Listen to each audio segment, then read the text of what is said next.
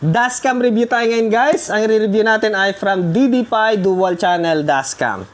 Ayan. Mas maganda po yung safe tayo. Tapos meron tayong evidence during my problema. Alam naman natin, maraming buhaya dyan.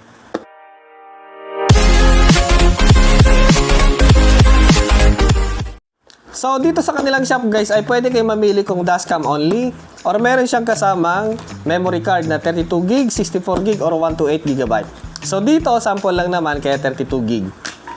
Okay, so hindi nyo na kailangang maghanap sa iba. Kompleto na dito sa kanilang shop. Okay, ang price nga pala niya guys ay 3,499 pesos. Pero kung gusto nyo magdagdag ng isang cable na yung heavy duty, magiging 4,299 pesos. Pero kung dashcam, depende sa variant na gusto nyo. Kung mas mataas yung memory, syempre tataas yung presyo. So ituloy natin buksan si DDPi N1 dual camera. So dito meron siyang parang sobre na maliit. Tapos yung kanyang, ano kaya to? Tingnan natin mamaya. Tapos dalawa naman siya guys oh. Dalawa. Ewan kung para saan to. Tapos dito meron siyang manual. Then baka misplace natin talaga natin dito. Tapos dito, yung kanyang mismong camera. Yan o. Para siyang 360 camera. Then yung kanyang re-review camera. Tapos yung kanyang wire. Tapos extension wire ng kanyang re-review. Tapos yung kanyang supply cable. USB type A tapos type C. Then yung kanyang power supply. Sasaksak natin sa sa ating cigarette lighter outlet. Then yung kanyang stand. Okay, didikit lang natin sa ating salamin. Salamin sa ating sa ating windshield pala. Then yung kanyang pandikit. So wala na. Yung kanyang silica gel. So ito pala guys ay anti-static film. Bago natin ididikit sa ating windshield, linisin natin yung salamin, saka natin didikit ito. Yan o. Boom. Okay. Yan o. Tapos, saka natin ididikit ito. Tapos, lalagay natin ito.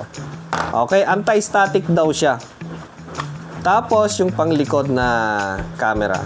Lalagyan din natin. So, ganun siya. Okay. So, dito tayo sa camera. Lalagyan na natin yung kanyang supply cable. Ito guys ay meron siyang super capacitor sa loob para kung sakaling tanggal natin sa saksakan, hindi siya basta-basta mamamatay. Makakasave pa siya yung data, yung nakuha niya, makakapture pa niya. Okay? Yun yung nandito sa kanyang loob. So mas matagal yung super capacitor kaysa sa battery. Okay? China-charge niya gamit ito. So ilagay na natin yung kanyang power supply, type C at type A. Okay, dito guys, Type C. Lagay natin. Tapos, dito natin ilalagay yung kanyang panglikod na camera. Tapos, ilalagay natin dito. Maganda guys kasi dalawa. Tapos, yung output niya ay 5 volt, 2.4 ampere.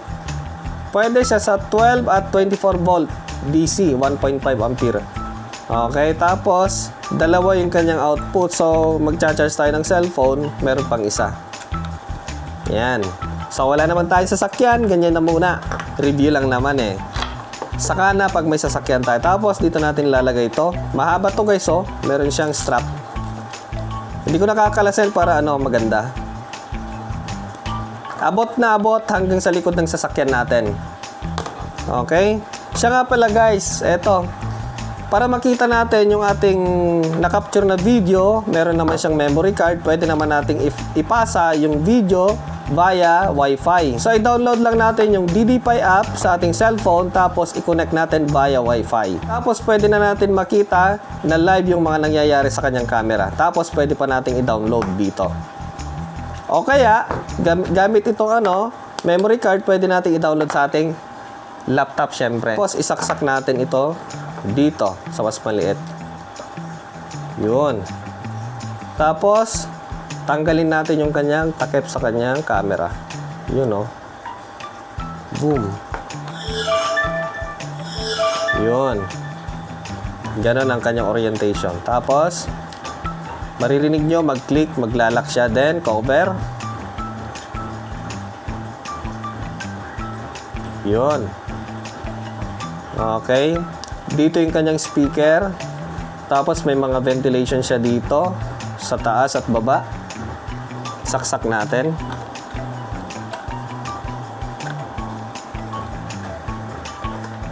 Ayan o, may ilaw siya dito sa likod. Ayan, tumunog siya. Hello, DD Pi. Babae siya, guys. Okay, para makita natin, kasi ito guys ay meron na siyang memory card. Automatic, nagka-capture na to ng video. Basta pinanda na natin, nagka-capture na siya ng video. I-download natin yung DD Pi app. DD Pi app, yan guys, oh, yung nandito sa baba. Okay. Since na-download ko na siya, ito siya guys, oh. Okay. I-connect lang natin via Wi-Fi. I-open natin yung Wi-Fi natin dito. I-connect natin siya. Skip natin. Dito, pipili lang tayo ng no screen dashcam. Ito guys, wala siyang screen. Tapos, kung meron namang screen, pindutin natin to. Kagaya nung isa, meron siyang screen. Ito, no screen. Next. Connect natin via Wi-Fi. Connected naman na siya. Hintayin lang natin. Naka-connect na yan guys. Cancel natin. Connected na yan. Ayun o. Okay. Connected na siya. So, dito, pwede tayo mag-set. Pwede natin siyang iset. Yan. Yung kanyang resolution, pwede tayo magpalit from 1080p to 1296p. Okay. Tapos, yung kanyang volume. Yan. Yung tumutunog guys ay eto. Okay. Tapos, yung dashcam guide installation, nandito rin. Yung rotate, up and down. Tapos, loop recording. Tapos yung kanyang standby. Automatic na mag-shutdown siya pag, kumbaga, nakaparking siya. Pero kapag na-bump siya, may nangyaring meron siyang sensor kasi guys. Ayan, magre-record siya na kusa. Okay? Tapos yung password niya, Wi-Fi password. Automatic yan guys pag na-connect natin. Lalabas kagad yung password niya, i-connect na natin. Okay, so yan siya guys. So dito meron siyang capture tapos download. Ida-download natin. So kanina pa siya nagre-record. Ayan, yun yung ida-download natin. Kunyari. Okay, drag lang natin ito daw. Hanapin natin kung saan yung gusto nating i-download. Kasi napakahaba niyan. Pwede nating i-preview yung mga nangyayari. Kung baka may nakita tayong kumalikot, may nagnakaw. So yun yung kukunin lang natin. Yun lang yung ida-download natin kasi kung whole na 12 hours yung ida-download natin mahaba. So, yung importante lang. Okay, so ganun lang siya guys. Download natin. Pwede natin siyang i-landscape. Pwede natin siyang ilipat dito sa isa. Yan o. Boom. Okay, tapos dun sa isa. Ganun lang siya. Pwede siyang ilipat. So, dito guys ay wala siyang pindutan. Nakasaksak na siya sa power supply ng ating sasakyan. Pag inon natin, automatic na siya mag-record. Para lang siyang CCTV camera. Yan o, wala siyang pindutan. Okay, ganun lang siya guys. Nagre-record lang siya lahat pati audio. Pag pinatay natin, yung sasakyan natin, hindi pa siya automatic mamamatay kasi meron siyang built-in na super capacitor na china-charge niya. Tapos pag pinatay natin, kunyari pinatay natin sa sasakyan, tanggal sa power supply. Hindi pa siya mamamatay. Ayan o. Makapag-save pa siya. Okay, so ganun siya guys. So para sa mga interested, nasa top comment section yung kanyang link. Tapos nasa description box yung kanyang link. Okay, maraming salamat sa inyong panonood sa video na to. At next time ulit, kita-kita na naman tayo sa panibagong video ni Juan Dilasag. Sana nga magkakotse na rin ako. Meron akong dashcam pero wala pa akong sasakyan.